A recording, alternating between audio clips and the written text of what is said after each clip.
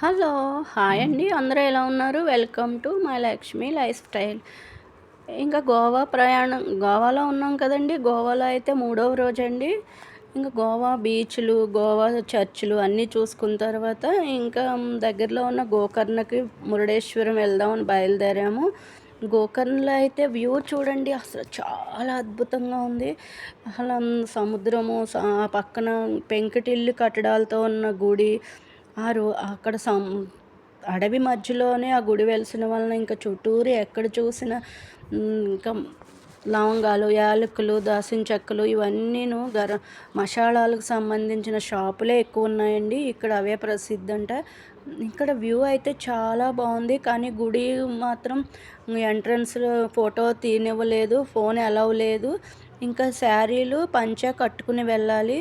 ఇంకా phone allow చేయడం లేని వలన ఇంకా ఫోటో అయితే తీయలేకపోయాము. ఇంకా అక్కడ గోకర్ణ స్వామిని దర్శించుకుని వెంటనే మురుడేశ్వరం వెళ్ళిపోయాము. మురుడేశ్వరం వ్యూ అయితే ఇదండి. ఇక్కడ ఫోటో తీయనిచ్చారు. వ్యూ చూసారు ఎంత బాగుందో. ఎత్తైన కొండ మీద శివుడు, పక్కన ఎత్తైన గోపురము, ఇంకా చాలా వ్యూ అయితే ఎంత బాగుంది. ఇంకా మేమైతే నైట్ అయిపోయింది. ఇక్కడ రూమ్ తీసుకుని స్టే చేసాము. అందరూ ఫోటోలు గ్రూప్గా, విడిగా ఫ్యామిలీతో ఫోటోలు అయితే తీసుకున్నాము. మర్నాడు గుడి దర్శనానికి వెళ్తాము. ఈరోజు నైట్ అయిపోయింది కదా, ఇక్కడ పడుకుని తెల్లవారుజామున స్నానం చేసి వెళ్దాము, సోమవారం కదా అని అనుకున్నాము.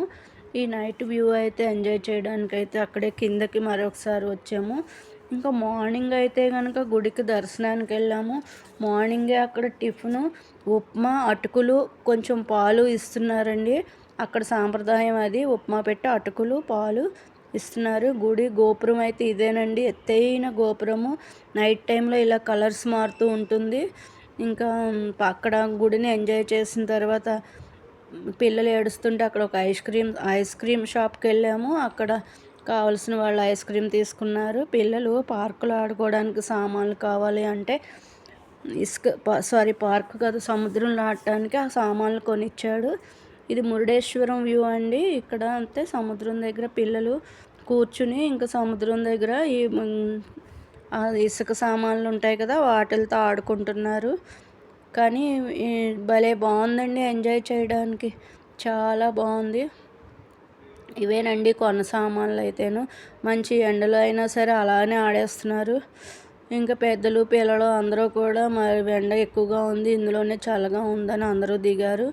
ఇంకా అందులో అయితే కనుక అసలు దాంట్లోంచి పైకి రాలేకపోతున్నామండి. అంత బాగుందండి ఎంజాయ్ చేయడానికి. గోవాలో బీచ్లు చాలా అందంగా ఉన్నాయి.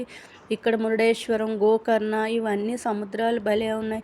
ఎత్తైన కెరటాలు ఉవ్వెత్తునూరుతూ అలా అలలు వస్తుంటే అలా చెప్పనక్కర్లేదు, అంత చాలా అద్భుతంగా ఉంది. ఇంకా మా అబ్బాయి అయితే గౌతమ్ని ఎత్తుకుని చాలా ఫొటోస్ అయితే తీసుకున్నాడు. పిల్లలైతే చాలా ఎంజాయ్ చేశారు. మురుడేశ్వరం వ్యూ చాలా బాగుంది. ఇంకా తిరిగి వచ్చేటప్పుడు రిటర్న్లో ఇక్కడ బిర్లా మందిర్ ఉంది. బిర్లా మందిర్ని దర్శించుకున్నాము. సీతారామ లక్ష్మణులు, ఇంకా వెంకటేశ్వర స్వామికి బిర్లా మందిర్లో ఒక చోట కట్టారు. మిగిలిన చోట సీతారాములు, ఇంకా ఈశ్వరుడు, ఇంకా అన్ని గుళ్ళు చిన్న చిన్నగా కట్టారు. అది గోవా వచ్చే దారిలో ఉన్నాయండి. చాలా బాగున్నాయి గోవా దగ్గరలో. ఇంకా అప్పటికే టైం చాలా లేట్ అయిపోయిందని ఒక హోటల్లో అయితే భోజనాలు చేసేసాము. ఇక్కడ ఒక మహావృక్షం ఉందండి. ఆ వృక్షం ఎత్తైనదిగా ఉండి అందులోంచి వాళ్ళ శివుడు ఆకారంలో ఉన్నట్టుంది. దానికైతే పూజలు చేస్తున్నారు. ఆ చెట్టుని చూసిన తర్వాత గోవా మ్యూజియంకి వెళ్ళాము. ఇది గోవా మ్యూజియం అండి. ఇందులో రకరకాల పురాతనమైనవన్నీ ఉన్నాయి. అవన్నీ మ్యూజియంలో పెట్టారు. మ్యూజియం కూడా బాగుంది.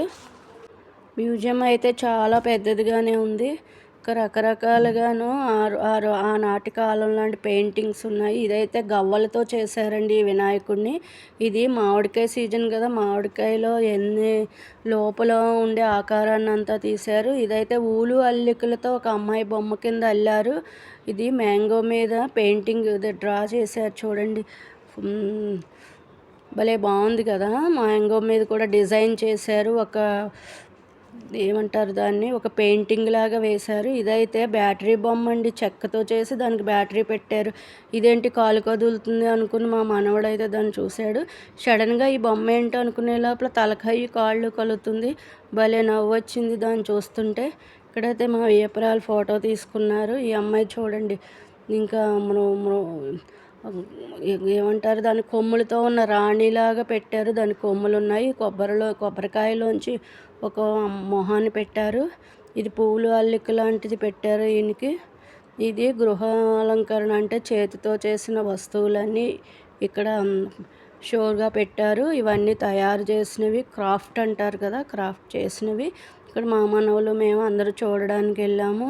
మనవలు కొను అని అడుగుతున్నారు. అక్కడ ఏది కొందామన్నా చాలా ఎక్కువ రేటు చెప్తున్నారు.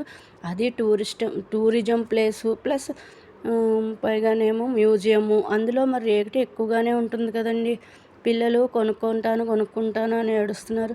సరే ఏదో ఒకటి కొనుక్కోవాలి కదా అని కొనిపెడితే ఒక అమ్మాయి అయితే కనుక ఒక బుక్ తీసుకుంది. దాని మీద పెయింట్ వేసుకుంటానికి ఒక బుక్కు. మనవడైతే కనుక సోప్ కొనుక్కున్నాడు. గోటు మిల్క్తో చేసిన సోప్ అంటండి, పాలతో చేసిన గోటుది. ఇక్కడైతే సోప్ అయితే 300 పడిందండి. బుక్ అయితే 200 పడింది. ఓన్లీ వైట్ పేజీ చిన్న బుక్ అంతేనండి. గోట్ పాలు కదా, ఎక్కువ ఖరీదంట. అదైతే 300 పడింది.